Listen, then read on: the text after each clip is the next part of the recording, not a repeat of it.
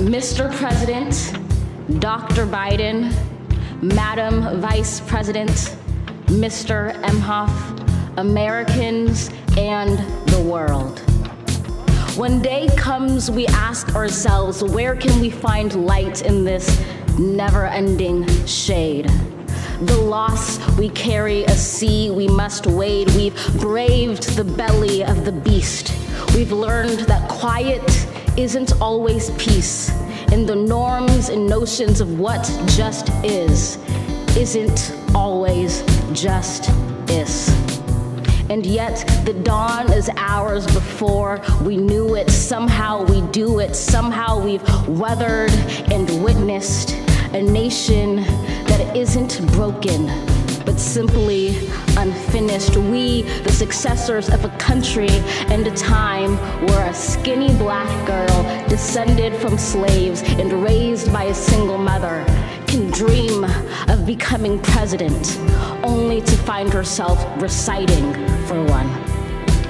And yes, we are far from polished, far from pristine, but that doesn't mean we are striving to form a union that is perfect. We are striving to forge our union with purpose, to compose a country committed to all cultures, colors, characters, and conditions of man.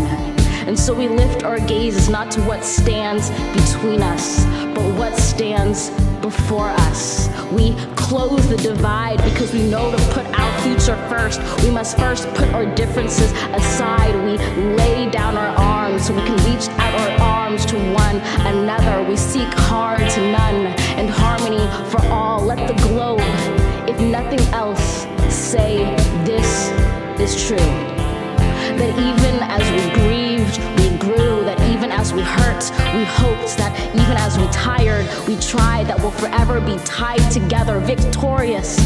Not because we will never again know defeat, but because we will never again sow division.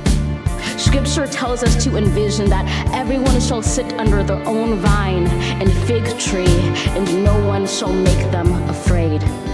If we're to live up to our own time, then victory won't lie in the blade, but in all the bridges we've made. That is the promised glade, the hill we climb, if only we dare it. Because being American is more than a pride we inherit. It's the past we step into and how we repair it. We've seen a force that would shatter our nation rather than share it, would destroy our country if it meant delaying democracy. And this effort very nearly succeeded. But while democracy can be periodically delayed, it can never be permanently defeated.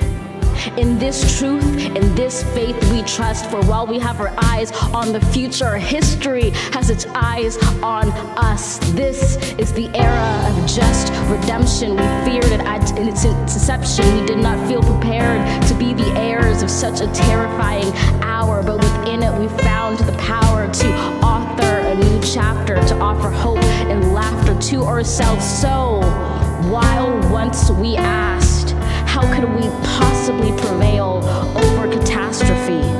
Now we assert, how could catastrophe possibly prevail over us?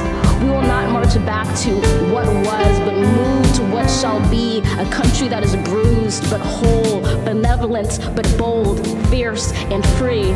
We will not be turned around or interrupted by intimidation, because we know our inaction and inertia will be the inheritance of the next generation. Our blunders become their burdens, but one thing is certain.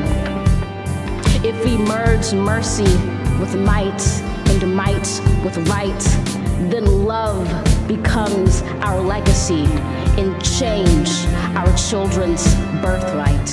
So let us leave behind a country better than one we were left. With every breath from my bronze pounded chest, we will raise this wounded world into a wondrous one. We will rise from the gold-limbed hills of the west. We will rise from the wind-swept northeast, where our forefathers first realized revolution. We will rise from the lake-rimmed cities of the Midwestern states. We will rise South we will rebuild, reconcile, and recover in every known nook of our nation, in every corner called our country. Our people, diverse and beautiful, will emerge battered and beautiful. When day comes, we step out of the shade of flame and unafraid. The new dawn blooms as we free it.